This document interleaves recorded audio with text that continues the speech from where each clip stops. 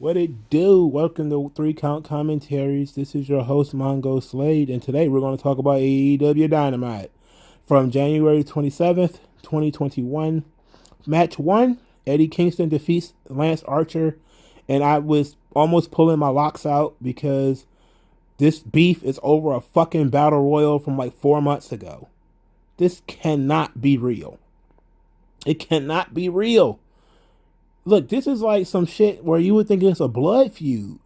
It's because you lied about me eliminating you from a battle royal or something. This is so stupid. So Lance Archer sends Jake Snake Roberts to the back. Hey, I don't need you. I know I brought you in, you my coach and all, but I don't really need you. So during the match, Lance Archer picked up, or he tried to pick up Eddie Kingston and chokeslammed him on the ring apron, and ended up dumping the guy on the ring apron, and he fell to the floor, and it looked like a baby dropped a glass of milk. It just dropped him, and it just like bloop, bloop, and he just hit the ground like really hard. And I just looked at that, and I was like, wow, that was one hell of a crash, dog.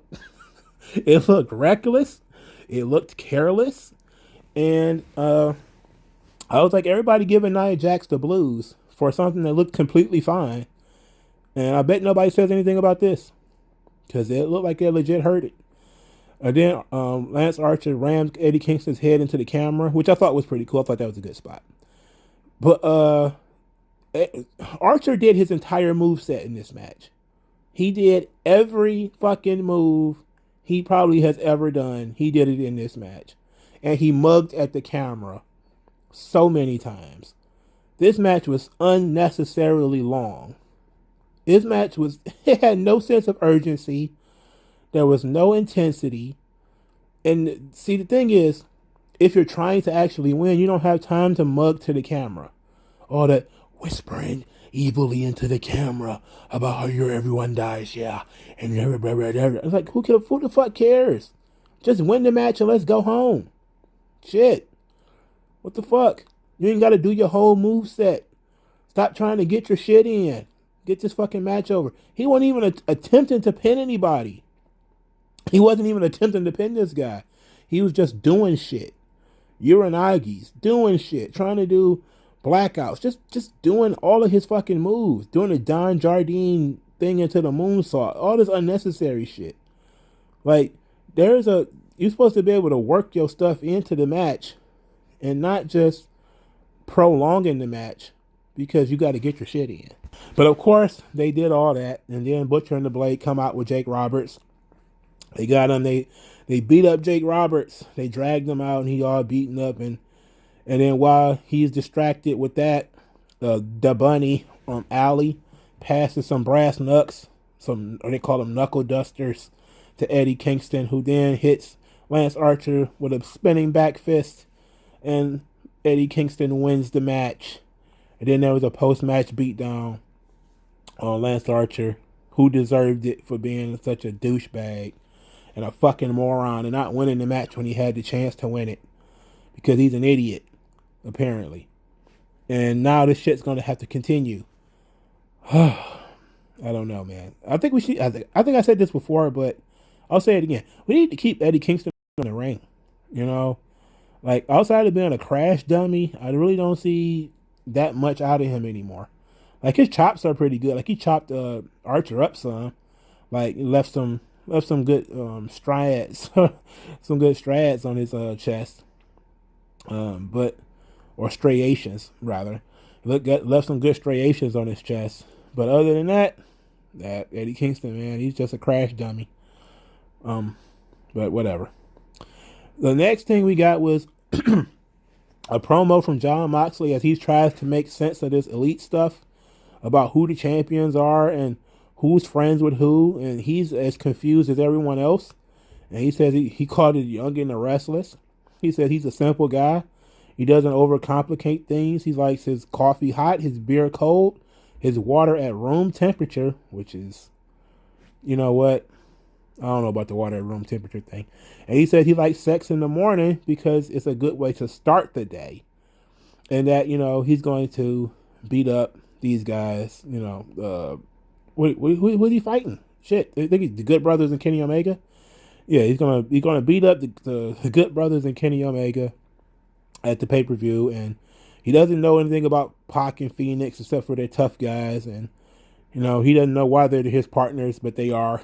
I'm just like, okay. Okay, I like most of this. I like the idea of him saying he doesn't overcomplicate things, like keeping things simple. That was good. So I appreciate this promo from Jon Moxley. Thank you very much, Jon Moxley, for your appearance on this show. So then we get Darby Allin and Sting talking about their street fight. And so Sting is talking, and Sting's like, we on a first name basis, and he called Taz. If you were on a first name basis, you'd call him fucking Pete. But and Brian and Ricky, and he's talking about like, you guys called us hoodlums, and then he says, maybe Darby Allin's a hoodlum, and then Darby Allin gets up and he's like, in the streets, there are no rules. In the streets, it's all about survival. I know about the streets. And then he crashes one of the windows with his surfboard. Not surfboard, his skateboard. And then he's like, I am a hoodlum. I'm just as much as a hoodlum as you. And he looks at Sting, and Sting with the baseball bat busts the window. And he busts a couple of more windows. And he's like, I guess I am a hoodlum. And I just had my head in my hands before the shit was over. Because I just couldn't believe it. I couldn't believe you got Sting and this is what you come up with. You don't even get fiery, fiery Sting, who is like threatening to, remember when Ric Flair asked Sting to be his partner, and then he says, he told Flair, he's like, if you cross me, I'm gonna leave you for dead. I remember that was great. Like, that's what I want from Sting, But that was Surfer Boy Sting. That was early '90s Sting before he went grim dark and started just pointing his bat at people. But that's kind of what I wanted from Sting. Sting can still do that stuff. Like, he still did it when he was the Crow. It's showtime. That's what I want from Sting. God damn it. I don't want Sting to be brought down to Darby Allin's level because Darby Allin wants to be a hoodlum because it sounds cool. I know hoodlums. Darby Allin ain't no fucking hoodlum. I can tell you that. He's the white boy that's that's grinding rails at the college campus. The hoodlums are the ones who are selling dope in the selling dope in the dorms. I'm telling you, this is not the same. It's not the same thing. Anyway, match 2, MJF and Chris Jericho versus the Varsity Blondes. So Chris Jericho, I had to get this out early. Obviously, Chris Jericho and MJF won this match, obviously. But Jericho made sure that the world saw him do a lion salt. He wanted to make sure everybody saw it. He did it with emphasis. Okay. He wanted to make sure that everybody sees that I can still do the lion salt. He's been trying to prove that he's not fat and that he can still wrestle for 2 weeks. He's been trying to do it. I've seen him on Twitter posting various pictures of his abs or trying to post pictures of his abs. I've seen him do everything over the last 2 weeks to prove that he still got it. Jericho is in the middle of a fucking midlife crisis. He is like the guy from American Beauty. Except it's the opposite. He's actually getting worse. Like, that guy, his life sucked, and then he fell in love with like a teenage girl, and he started smartening up and hitting the gym and shit. Like, Jericho looks in the mirror and still sees like Lionheart Chris Jericho, while everybody else sees like, I don't know, this Chris Jericho. But let's go through the match. Why not? So MJF got on the mic and said he needed to talk to Sammy Guevara after his match is over. He called out Griff Garrison and said to Griff Garrison that he had beat him once before And he embarrassed him last time he was on Dynamite. And that, he needs to just tell him that he quits. So Griff Garrison, who has ramen noodles for hair, because of course he does, attacked MJF and beat him up and basically frustrated MJF to hell. And MJF went and got a steel chair and threatened to kill him and all that type of stuff. This match was, of course, too long because, of course, MJF and Jericho was going to win. And Pillman and this kid is not that bad. They're not a bad team. They just have no belief that they're going to win. There's no faith in them. So why spend so much time on it? So Pac did a backstage promo where he talked about, Kenny Omega taking liberties and acting like he's running a business. And he said they're acting like mongrels. It said next week there will be consequences for what they did to Penta. At least he's mad for a reason. At least somebody's mad for a reason around here. So then we get Shaq and his promo on Cody, which was approximately 6 seconds and absolute garbage. So Shaq says that he called Cody a punk, no reason. Said he looks like a girl with his blonde hair, and he says, "You want to fight me? Let's do it in March." That was it. That was the gist of it. We don't know why Shaq wants to fight Cody. We don't know why Cody wants to fight Shaq. We don't know why. Why is this happening? What is their beef? What did they bump? Like, even in the Attitude Era when they did a stupid storyline, they had Jericho bump into Kane and spill coffee on him. And that was like heralded as being one of the stupidest angles in wrestling history, along with Booker T and Edge fighting over shampoo. Like, those were stupid angles. But at least it was something. I don't know why these guys are mad at each other. What are they mad for? What have they even been in the same room together? Like, I don't get it. What they fighting in March for? What is the problem? You could at least put Shaq in the crowd and then maybe had Cody bump into him.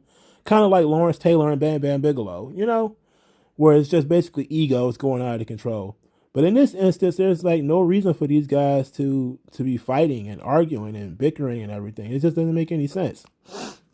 So, of course, because Cody's name was mentioned, Cody has to come out there. So Cody suggested that, of course, this was supposed to be a mixed tag match with him and Brandy against Shaq and Jade. But of course, Brandy is pregnant. So he says he's going to defer to Arn Anderson, and because he trusts Arn Anderson, and Arn Anderson chewed him out for taking Peter Avalon lightly. And they say, "Oh, Jim Ross did it too." I mean, Cody is the only one that tries to plug in the holes in his arguments. Like the hole in, if you complain about Cody, he tries to plug it up later. Jericho kind of does the same thing too. Nope, other people don't seem to care.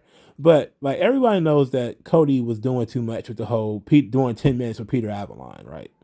But he's decided he was going to try to fix that by trying to explain it that I was just taking him too lightly. Arn, you reamed me for it. I appreciate that. I trust you, Arn. You've always looked out for me. I defer to you, Arn. I defer to you. And so Arn goes all around the world with this promo about how Dusty wrestled in such and such, some armory somewhere, and then still made it to his kid, to Cody being born. I don't know what the fuck that had to do with anything, because Cody's baby is nowhere near being born, which he even mentioned in this promo. And he talked about this match being once in a lifetime, and Shaq is a world-class athlete. I don't know what the fuck. Get to the point. And then he started talking about Jade just dominates. He could just look at her and tell. Of course, she haven't done anything, so we don't know that.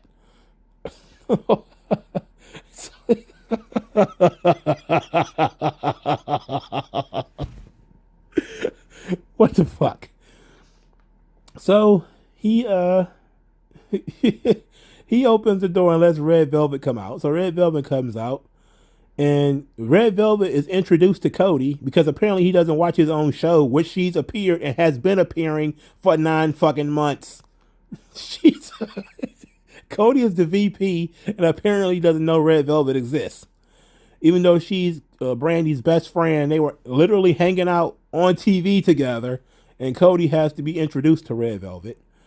And then Aaron starts talking about that he saw in her eyes the fire, that she has the fire, he's got the fire. Like, Cody doesn't have any fucking fire in his eyes. Cody doesn't give a fuck about this. This is about him wrestling Shaq. That's what he. That's what he wants.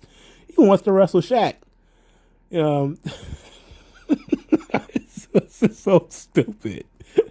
So Red Velvet gets the microphone and she's fed up. She's tired of being beaten up and attacked. She's tired of watching Brandy get disrespected, knowing that she can't fight back, and that she's gonna stir. I'm Red Velvet. I'm gonna stir Jade's bitch ass up. And I was like, okay, all right, whatever you say, sis. I was so mad Jade didn't come out there though. This is gonna be dog shit. I can't. Get your matchbooks out. This is about to be. It's about to be a barn burner. It's about to be a barn burner. All right, man.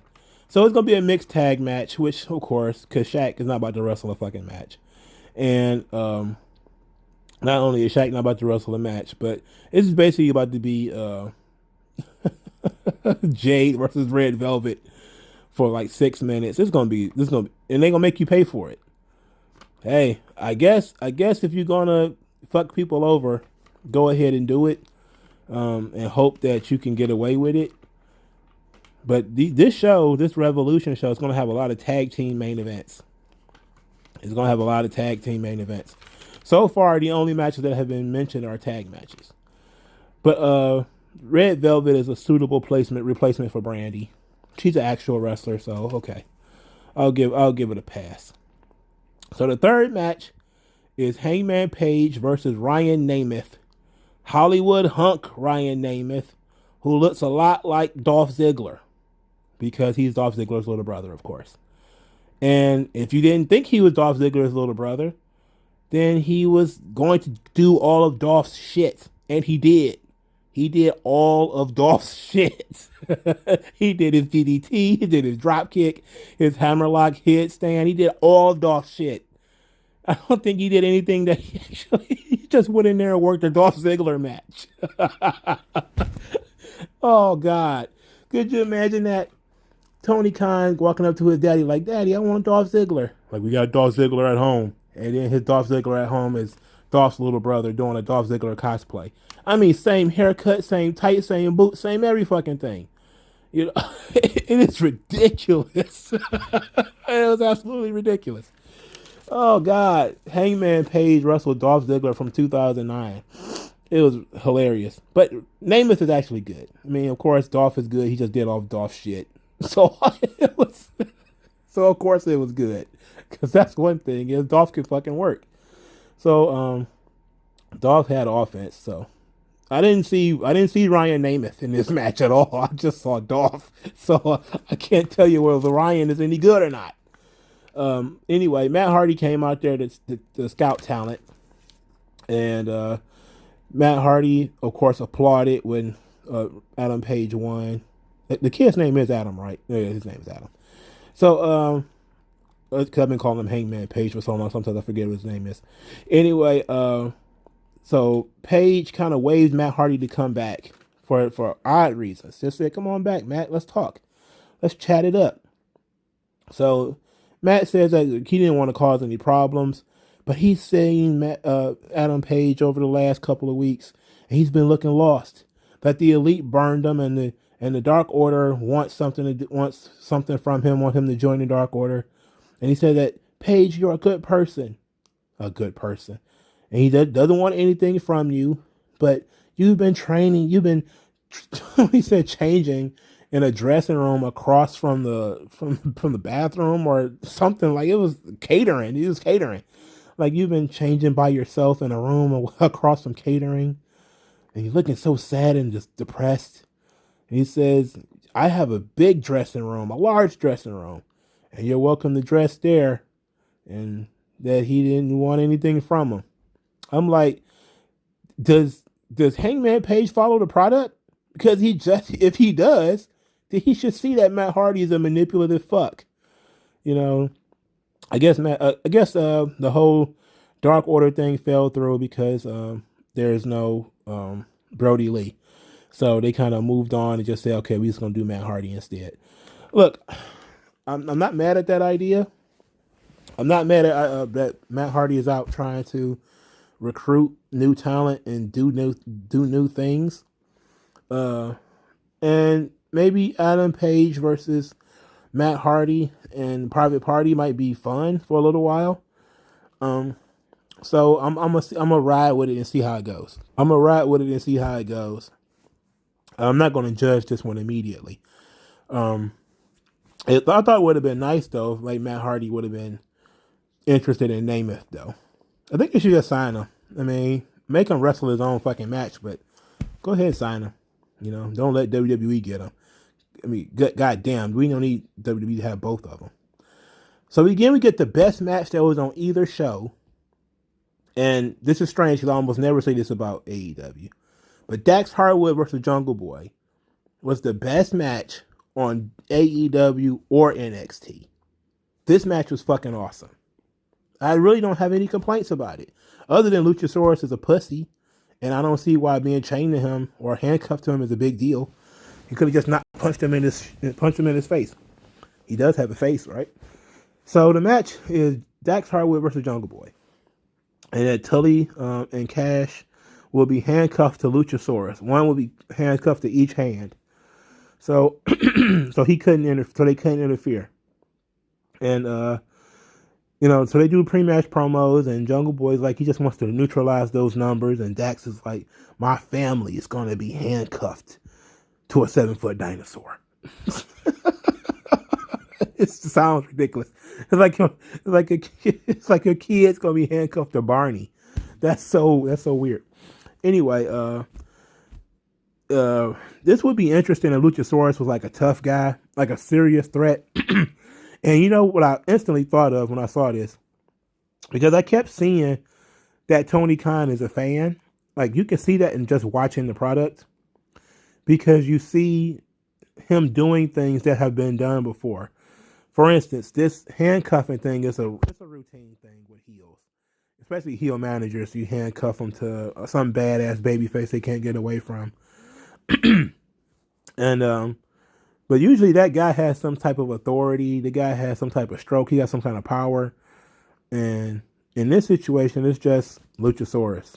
You know. And then they also didn't handcuff Marco Stunt, which made no sense. I was kind of frustrated with this crowd because they kept trying to make that Jungle Boy song thing happen. Like, they kept trying to sing it. And then eventually, they got the wider audience to sing it. But you could tell it was just the people that they pay to be there. Their fake audience was singing the Jungle Boy song, and they were trying to get everybody else to sing it. Like, they're trying to manufacture a chant, and this is the problem with people, and their song is over, then you have people trying to manufacture this shit, and it's like I was going back to watch some ECW on the network.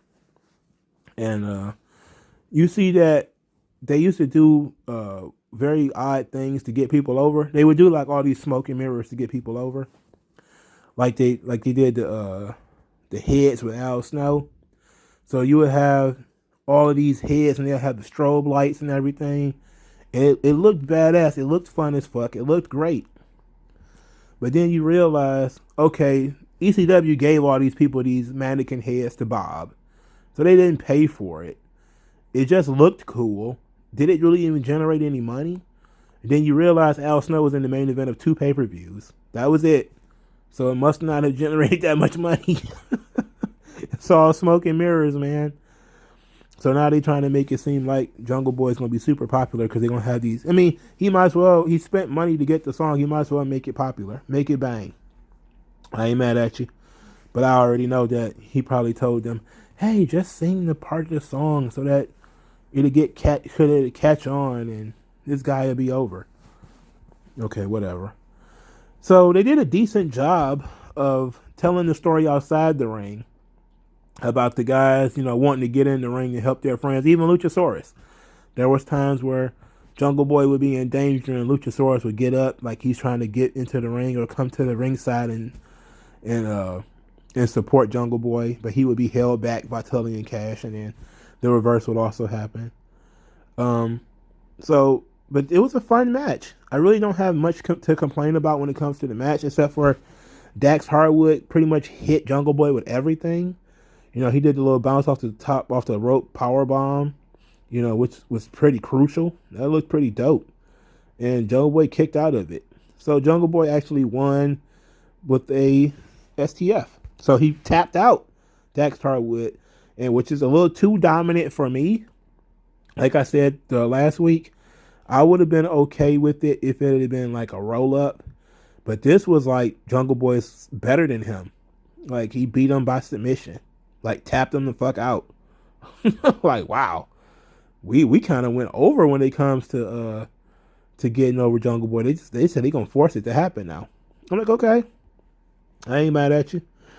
So then, of course, after the match, Tully threw powder in Luchasaurus' face, reminiscent of what China when she was chained to Sergeant Slaughter. She was handcuffed to Sergeant Slaughter, I should say. I don't know why I keep saying chained. But she is handcuffed to Sergeant Slaughter. Remember, she threw powder in his face, and then she hit him with a forearm shiver and stole the key. And this is a similar situation where Tully threw powder in Luchasaurus' eyes. Then Tully and Cash beat up Jungle Boy. They spiked the power driver on Luchasaurus. And then they handcuffed Luchasaurus to the ropes, and they were going to cut Jungle Boy's hair, with some scissors, I guess. And then here comes Marco Stunt with a chair. Thankfully, he wasn't alone. He came with some other baby faces like Top Flight and all those guys, and they ran FTR and Tully off. I was like, okay, you know what?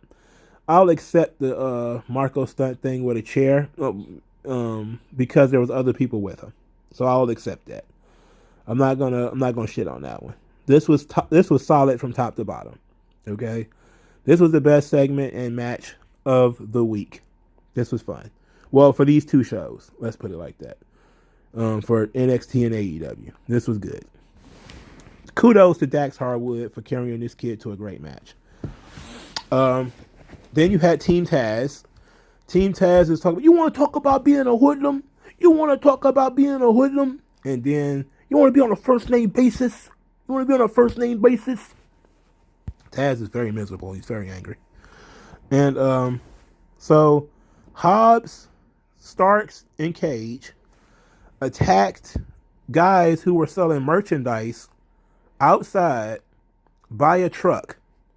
I don't know if that's the place you sell merchandise in Daly's place. Like they don't have remember the Dippin' Dots area and all that type of stuff? Isn't that where you would sell your merchandise? Why are you selling your merchandise outside behind a truck? That sounds like you boosting. Like that just sounds like you selling bootleg merchandise out there. Anyway, they was mad because there was Sting and Darby Allin merchandise at the table. So they decided they was gonna beat these guys up. And because Tony Khan is a fan, and they're redoing everything that they've seen, Brian Cage lawn darted one of the guys against the truck because he went back and watched his old Attitude Era, so that's where he probably got the idea for the handcuff, because he saw China and Sergeant Slaughter in 1997, I believe it was, and then also in 1996. Where Kevin Nash threw Rey Mysterio up against that trailer. So we got the same visual here where Cage lawn darts some guy into a truck and Starks put a guy through a table. They were all wearing hoodies, so I'm guessing this is going to be the hoodie match. And I was just like, you know what, dog? Whatever. Let's just get through. Let's how about that? Let's just get through this. Because I'm waiting for this whole feud with Team Taz and Sting and Darby Allin to be over. This shit, like it's been going on forever. We need this shit to be over. And they're not letting Willie Hobbs do a fucking thing. He's not doing anything. Like, he's not even wrestling other types of matches. He's not doing shit. He's literally not doing anything. Whatever. Yeah, well, I'm not. What can I say, man? These guys are fans. So the fifth match, Dr. Britt Baker, DMD, defeated Shanna by submission with the lockjaw.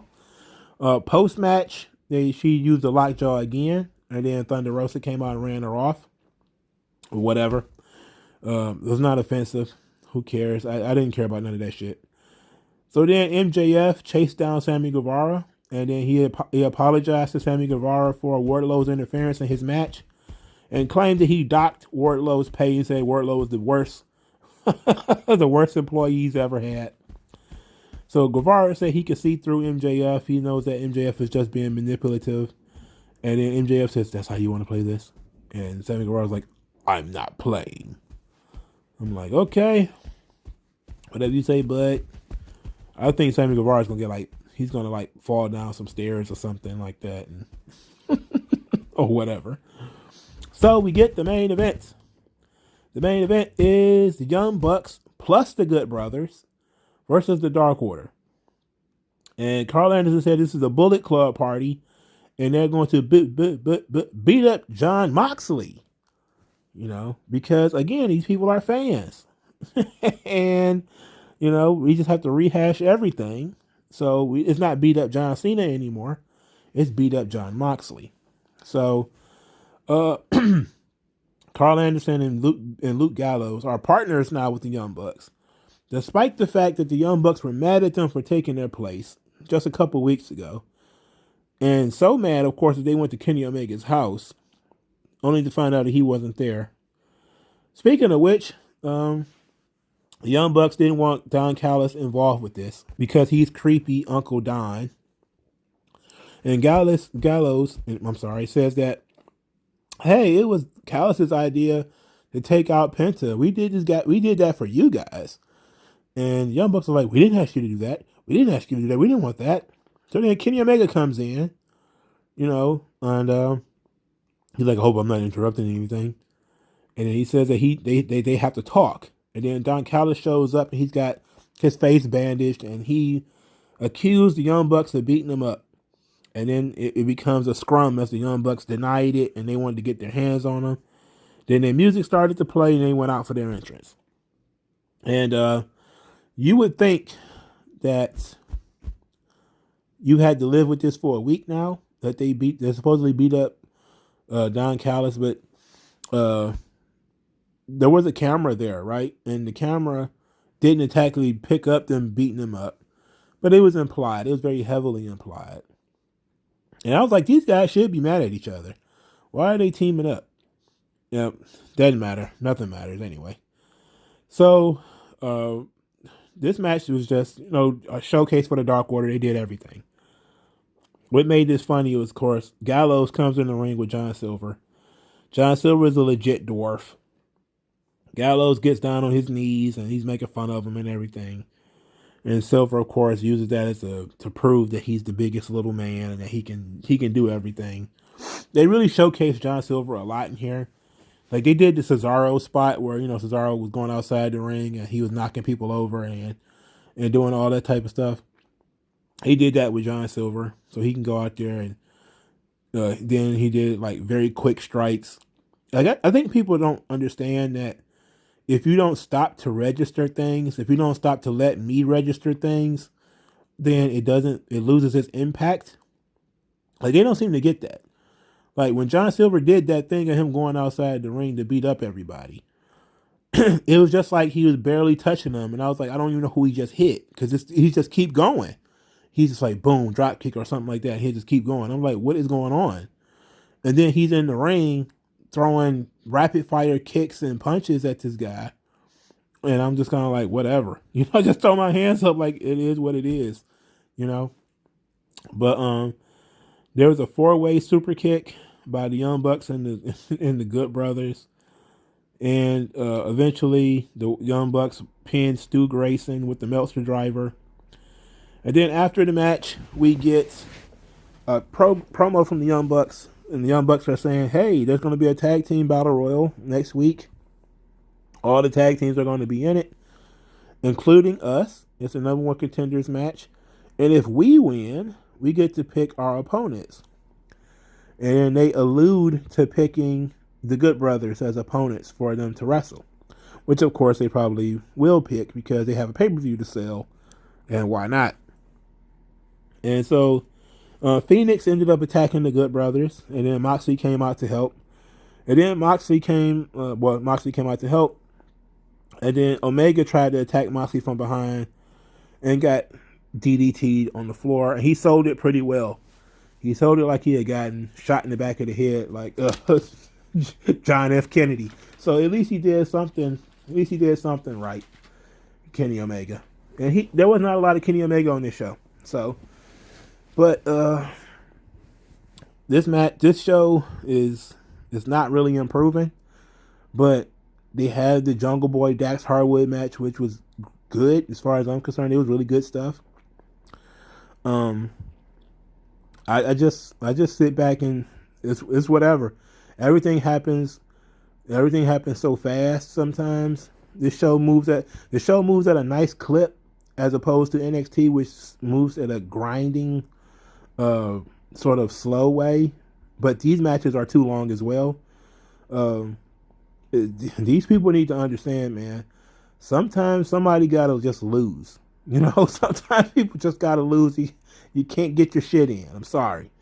And a lot of their talking segments fall flat because these people have nothing to say. There was some promotion for the wedding, about but it's like, who cares about this fucking wedding unless something bad's gonna happen? Nobody cares about that fucking wedding.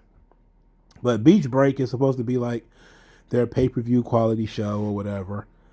And whatever, man. This is a whole bowl of whatever. I enjoyed Jungle Boy and Dax Harwood. I'll put it like that. Can't really say I enjoyed everything else. Ryan Namath needs to do less Dolph Ziggler stuff and more Ryan Namath stuff. And that's about it, Let me know what you guys think in the comment section below. Use the hashtag 3Count Commentaries to support the channel, 3Count Commentaries. Like this video, share this video, subscribe to this channel. Thank you guys again for your time and energy, and I'll talk to you guys later. Peace. I can paint the dawn with the sunrise.